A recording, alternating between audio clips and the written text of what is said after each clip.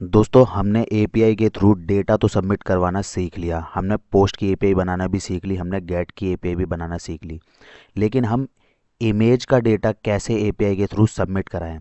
तो आज की वीडियो में हम इमेज अपलोड की एपीआई बनाना सीखेंगे, जो कि बहुत ही ज़्यादा इम्पॉर्टेंट है। तो नमस्कार दोस्तों, स्वागत है आपका आरजी सॉफ्टवेयर्स में। चलिए लेट्स स्टार्ट।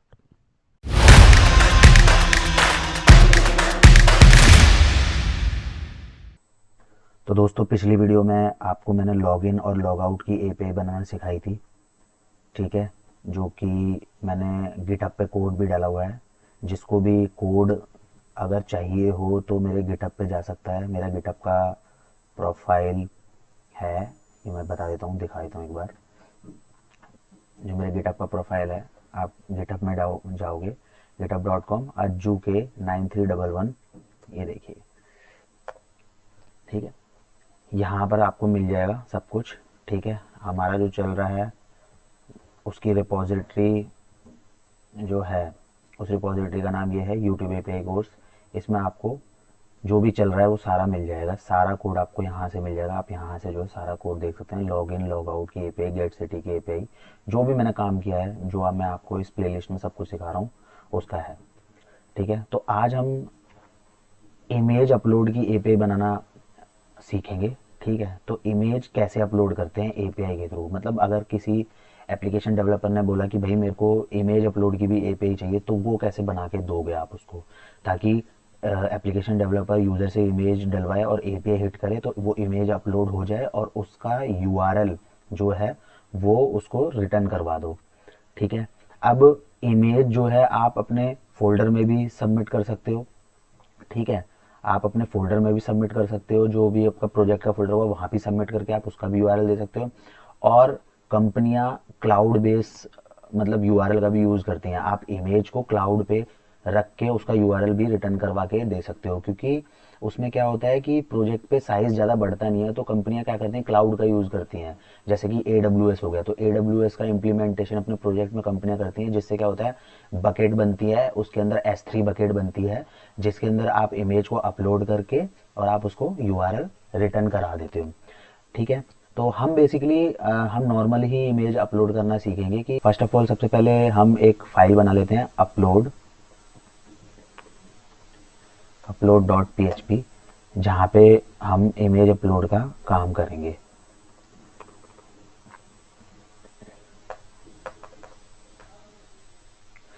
ठीक है।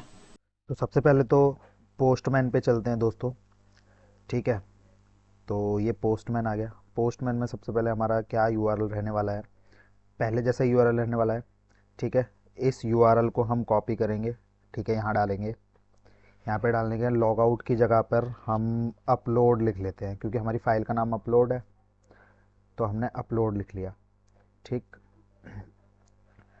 अब अपलोड की जो एपीआई होती है वो हमेशा पोस्ट की ही एपीआई होती है, ठीक है। आप अगर आप इमेज को अपलोड करते हो तो आपको पोस्ट की एपीआई बनानी पड़ती है, गेट की एपीआई से काम नहीं होता, क्योंकि यूआरएल पे आप इमेज को लेके नहीं जा सकते। इसलिए आप इस वाली एपीआई को आप पोस्ट में कन्वर्ट करेंगे, ठीक है। फिर पोस्ट में कन्वर्ट करने के बाद में ये जो यहाँ पे पैरम है, पैरम में यहाँ पर जो बॉडी है, ठीक है, बॉडी के अंदर यहाँ पर फॉर्म डेटा लेना पड़ता है, क्योंकि हमें इमेज की कोई की भी डालनी पड़ती है, किस की पे आपको इमेज सबमिट करानी, तो इसलिए फॉर्म डेटा लेना पड़ता है। और यहाँ पर की पे आप कोई भी की जो है ले सकते हैं, ठीक है। जैसे कि मैंने की ले ली इमेज, ठीक। और यहीं पे आपका ये जो ये टेक्स्ट है, इसको ये आपको अभी दिखाई दे रहा है, थोड़ा छोटा दिखाई दे रहा है, एक सेकेंड मैं आपको दिखाता हूँ। आप देखिए, ये देखिए, इस ये जो टेक्स्ट है इसको आप फाइल में कन्वर्ट कीजिए।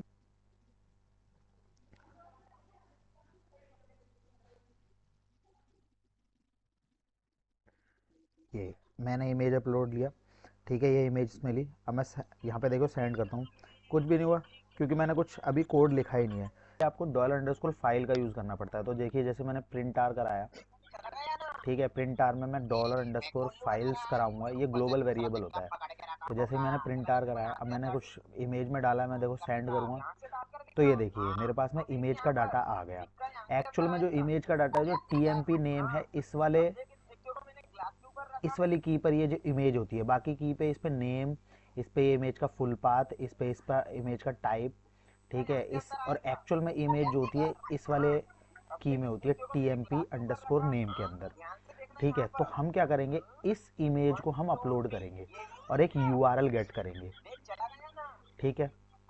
तो सबसे पहले तो मैं इसमें अगर कोई इमेज पे इमेज डाले ही ना तो उसके लिए एक एरर जनरेट कराऊंगा, ठीक है। तो उसके लिए क्या करेंगे हम, सबसे पहले हम करेंगे इफ $_files, इसमें हमारी की क्या थी, इमेज, और इमेज में नेम, अगर मेरे को क्या मिलता है, ब्लैंक मिलता है, ठीक है। तो यहाँ पर मैं एरे मतलब एरर प्रिंट कराऊंगा। तो उसके लिए मैंने रिस्पॉन्स नाम का एक एरे लेते हैं और उसमें स्टेटस के अंदर 401 और मैसेज में डाल देते हैं इमेज नॉट फाउंड,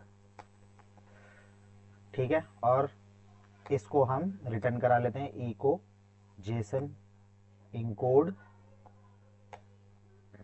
रिस्पॉन्स, ठीक है, और एग्जिट। अब देखिए मैंने इमेज, मान लो मैं इमेज हटा देता हूँ, ये जो मैंने इमेज हटा दी। अब देखिए मैं अगर सेंड करता हूँ तो क्या होगा, ये देखिए इमेज नॉट फाउंड, ये जेसन में नहीं आ रहा। तो जेसन के लिए मैं हेडर सेट कर लेता हूँ। मैंने पिछली वीडियो में आपको बता रखा होगा, अगर जेसन में नहीं आता तो आप हेडर यहाँ पर सेट कर सकते हैं। तो उसके लिए कंटेंट टाइप हेडर सेट कर लेता हूँ, क्या, मेरा एप्लीकेशन जेसन, ठीक है। ये देखिए मेरा जेसन में आ गया इमेज नॉट फाउंड, ठीक है, एप्लीकेशन जेसन। अब क्योंकि मैंने इमेज नहीं डाली है इसलिए वो इमेज नॉट फाउंड का एरर दिखा रहा है। अब मैं यहाँ पर अगर इमेज डालता हूँ, ये मैंने इमेज अपलोड की, एक इमेज डाल दी, इमेज अपलोड नाम है उस इमेज का। अब मैं देखो सेंड करूँगा तो मैं अंदर आ गया, मतलब आगे आ गया, ये एरर प्रिंट नहीं कराई। तो अब यहाँ पर हम इस इमेज को अपलोड करवाते हैं, ठीक है। अपलोड करवाने के लिए सबसे पहले हमें कहाँ पर अपलोड करानी है, उसकी डेस्टिनेशन फोल्डर आपको बनाना पड़ेगा, ठीक है। सपोज करो मेरे को यहाँ पर मैं एक अपलोड नाम से एक फोल्डर बना लेता हूँ, अपलोड्स नाम से मैंने फोल्डर बना लिया। तो ये डेस्टिनेशन मेरा जो भी है ये अपलोड्स है, यहाँ पर मैं अपलोड कराऊंगा, ठीक है। तो उसके लिए क्या करूंगा, सबसे पहले मैं अपलोड पाथ एक लूंगा, अपलोड पाथ, ठीक है। मेरा अपलोड पाथ क्या रहने वाला है, मेरा डेस्टिनेशन जो भी फोल्डर है अपलोड फोल्डर, यहां पर मेरी जो है इमेज अपलोड होगी। और साथ में मैं एक इमेज का नाम भी जनरेट कराता हूँ, इमेज नेम, आप कुछ भी नेम रख सकते हो। तो मैं इमेज का एक नाम रखने वाला हूँ, जो भी मेरी फाइल आ रही है मैं उसी का नाम लेने वाला हूँ, ठीक है। तो मेरी जो मेरी फाइल्स फोल्डर है, जो मेरा फाइल्स ग्लोबल वेरिएबल है उसके अंदर जो ये इमेज है, इमेज में मेरा जो नेम आ रहा है मैं इसी को नेम रखने वाला हूँ। और साथ में मैं कुछ कॉन्कैट कर सकता हूँ, कुछ भी आप कॉन्कैट कर सकते हो। जैसे मैं टाइम कॉन्कैट कर देता हूँ ताकि अगर दोबारा इमेज आए तो अपलोड हो जाए, ठीक है। तो ये मैंने इमेज का नाम रख लिया। और ये मेरा जो अपलोड पाथ है, मेरा फोल्ड अपलोड, अब मैं डॉट यहाँ पर मैं इमेज नेम ले लेता हूँ, जो भी मेरा इमेज नेम मैंने वेरिएबल लिया है ये मैंने इसमें ले लिया, ठीक है। तो मेरा ये अपलोड पाथ क्या हो गया, अपलोड्स, और अपलोड के अंदर मेरी इमेज, ठीक। अब मुझे इमेज अपलोड करनी है, ठीक है। इमेज अपलोड करने के लिए पीएचपी में एक फंक्शन होता है मूव अपलोड फाइल, ठीक है। इसके अंदर मैंने आपको बताया था जब आप इमेज को अपलोड करते हो तो एक्चुअल में इमेज क्या होती है, tmp_name, ठीक है। tmp_name के अंदर आपकी इमेज होती है, ठीक है। देखिए दोबारा मैं आपको प्रिंट करा के दिखाता हूँ, इसको एक बार को कमेंट कर देते हैं,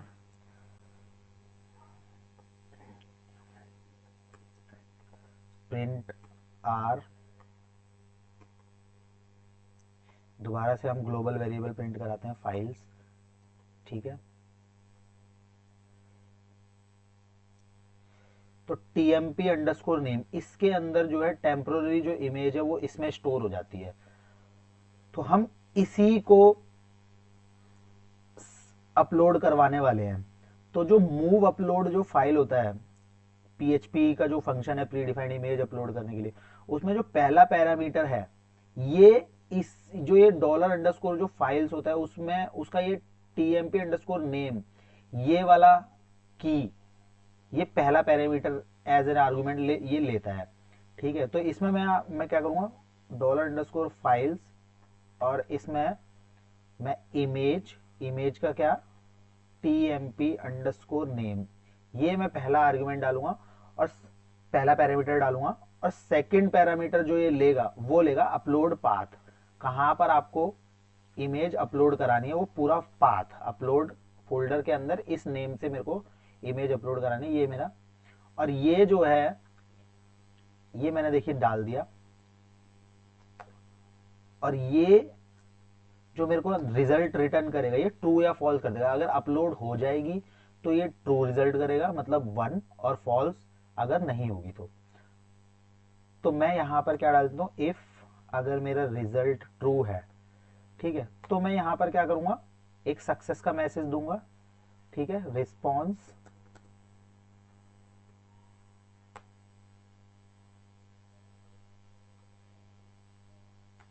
स्टेटस 200 और मैसेज दूंगा क्या कि इमेज अपलोड सक्सेसफुली। ठीक, और मैं इसको रिटर्न करा लूंगा इको जेसन इनकोड से, रिस्पॉन्स मैंने रिटर्न करा दिया और यहां से एग्जिट। अदरवाइज अगर मेरी किसी भी तरीके से अगर मेरी इमेज अपलोड नहीं होती है तो मैं यहाँ पर क्या बोलूँगा कि भाई मेरी इमेज अपलोड में कोई ना कोई एरर आ गया। ठीक है, 401 एरर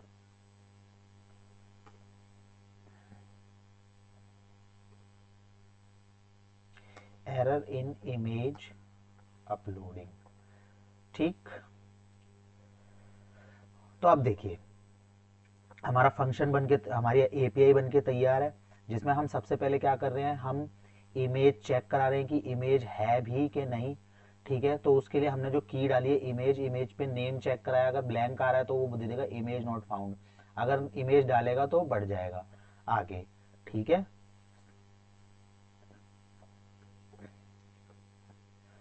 फिर उसके बाद हमने क्या करा, इमेज नेम लिया, इमेज नेम में मैंने एक टाइम फंक्शन लिया PHP का जिससे जो करंट टाइम है वो आ जाता है, और डॉलर अंडरस्कोर फाइल में इमेज में जो नेम है वही मैंने ले लिया, तो मेरा इमेज नेम आ गया। देखिए मेरा इमेज नेम क्या बन के आएगा, दिखाता हूँ मैं।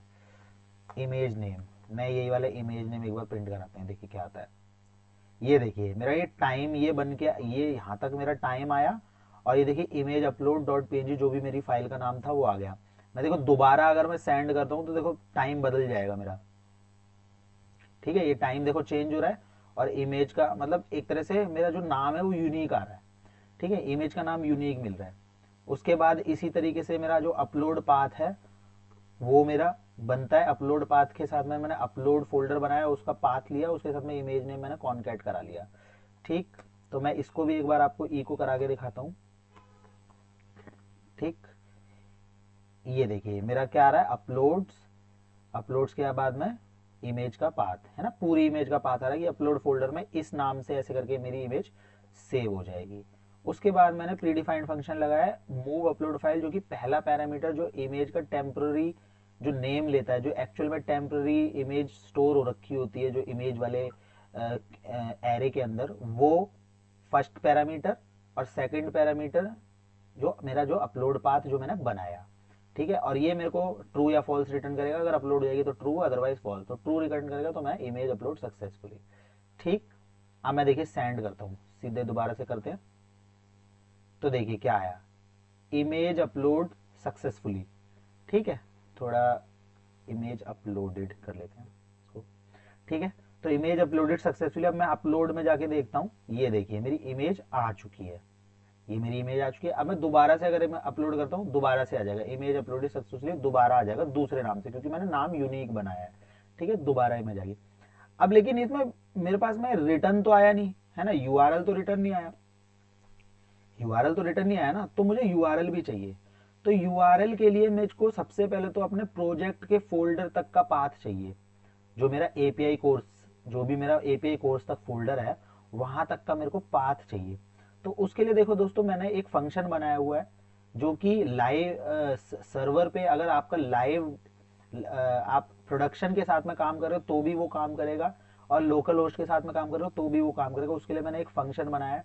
तो फंक्शन वाला जो फोल्डर, फंक्शन वाली जो मेरी फाइल है उसके अंदर मैंने देखो एक फंक्शन बनाया है बेस यूआरएल, है ना, बेस यूआरएल फंक्शन बनाया है। इसमें क्या है, एक ग्लोबल वेरिएबल होता है $_सर्वर, तो आपकी सर्वर की वो सारी इंफॉर्मेशन प्रिंट कर देता है। देखिए मैं ये करके दिखाता हूँ आपको, मैं बाहर ही प्रिंट करवाता हूँ, ठीक। ये देखिए प्रिंट आर, अब मैं $_ अगर सर्वर प्रिंट करा के आपको दिखाता हूँ तो इस सर्वर की सारी इंफॉर्मेशन मेरे को दिखा देगा। ये देखिए इसने सर्वर की सारी इंफॉर्मेशन दिखा दी कि भाई आपका ये जो है सर्वर में क्या क्या इंफॉर्मेशन है, वो सारी इंफॉर्मेशन आपको दिखाता है। ये प्रोडक्शन पे भी और क्या नाम है लोकल होस्ट पे भी, यहाँ पर भी आपको सर्वर की इंफॉर्मेशन देखनी है, वो सारी सर्वर की इंफॉर्मेशन दिखाता है। तो इसी सर्वर की इंफॉर्मेशन के अंदर एक सर्वर रूट, सर्वर पोर्ट करके एक होगा, ठीक है, वेरिएबल होगा, जो कि अगर प्रोडक्शन पे अगर आपने रन करा रखा है अपना प्रोजेक्ट तो वहां पर आपको 443 देगा, ठीक है। और अदरवाइज ये कुछ भी जो भी देगा 443 देगा, कुछ भी देगा। तो मैं आप एक बार इसको फाइंड करते हैं, सर्वर पोर्ट हमारा क्या है, यहाँ पर ही Ctrl+F। तो सर्वर पोर्ट देखो इसने 80 दे रखा है जो कि लोकल होस्ट का पोर्ट होता है। तो मैंने क्या काम करा है कि भाई इसमें कंडीशन लगाई 443 है, तो मेरा जो एक प्रोटोकॉल नाम से एक मैंने वेरिएबल बनाया उसमें HTTPS ऐसे करके आ जाए। अदरवाइज मेरा HTTP लोकल होस्ट की तरह जो HTTP रिक्वेस्ट होती है वो आ जाए, ठीक है। तो मैंने प्रोटोकॉल में ऐसे ले लिया। तो फिर मैं बेस यूआरएल एक मैंने वेरिएबल लिया जिसमें प्रोटोकॉल, और उसके साथ में मैंने कॉनकैट क्या करा, सर्वर के अंदर सर्वर नेम को कॉनकैट करा। सर्वर नेम क्या है देखिए, देख लेते हैं एक बार। सर्वर नेम क्या है, क्या है, लोकल होस्ट, ठीक। लोकल होस्ट के बाद में रिप्लेस करा दिया मैंने स्क्रिप्ट नेम। स्क्रिप्ट नेम में मैंने स्क्रिप्ट नेम चेक करा, मेरा स्क्रिप्ट नेम क्या है, यूट्यूब एपीआई कोर्स upload.php, ठीक है। तो HTTP के बाद में मैं लोकल होस्ट लगाता हूँ, तो लोकल होस्ट यहाँ पे इसमें सर्वर नेम पे आ जाएगा, प्रोडक्शन पे होगा तो जो भी मेरा डोमेन का नेम होगा वो आ जाएगा यहाँ पर। और फिर मैंने क्या काम करा, मैंने $_ को सर्वर जो मेरी स्क्रिप्ट है यूट्यूब एपीआई कोर्स, देखो इसमें पूरी की पूरी स्क्रिप्ट आ रही है, जो कि मेरी पूरी की पूरी स्क्रिप्ट है। उसके उसके अंदर से मैंने क्या बेस नेम निकाल लिया। बेस नेम मतलब ये जो upload.php है इसको हटा के ये खाली इतना बेस नेम निकाल लेगा इसमें से।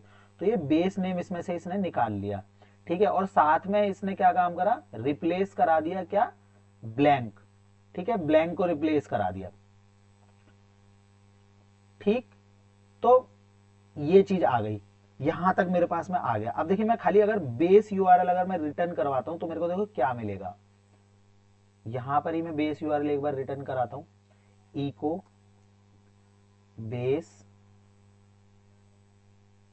जो भी मैंने फंक्शन बनाया बेस यूआरएल फंक्शन बनाया, इसको प्रिंट करा के देखते हैं क्या है। तो अभी देखिए एरर आ गई। एरर क्यों आई, क्योंकि मैंने जो है जो फंक्शन नाम की जो ये फाइल है ये इंक्लूड नहीं करी। तो मैं फंक्शन नाम की फाइल इसमें इंक्लूड कर देता हूं, function.php। अब देखिए अब क्या आता है बेस यूआरएल के अंदर, ये देखिए। तो बेस यूआरएल के अंदर देखिए HTTP local host YouTube API, हमारे प्रोजेक्ट तक का यूआरएल जो है आ गया है, ठीक है। अब मुझे यहाँ पर क्या अपना इमेज का जो मेरा जो इमेज का जो पाथ था वो और मेरे को जोड़ना है, ठीक है। तो मैं इसको अभी हटा देता हूँ। अब मैं नीचे चलते हैं यहाँ पर, ठीक है। यहाँ पे मैं यूआरएल पे लेता हूँ, यूआरएल इमेज का जो भी यूआरएल है। तो यहाँ पर मैं क्या करता हूँ, बेस यूआरएल, बेस यूआरएल के साथ में यहाँ पर मैं अपना जो भी मेरा मेरा पाथ था, पाथ क्या था, अपलोड पाथ, अपलोड पाथ को यहाँ पर मैं कॉन्कैट कर देता हूँ। अब देखिए अगर मैं सेंड करता हूँ रिक्वेस्ट,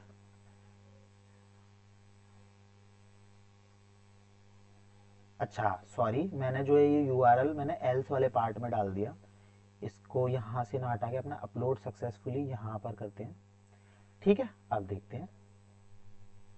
ये देखिए, देखिए guys, status 200 image upload successfully, साथ में मुझे देखो यूआरएल भी मिल रहा है।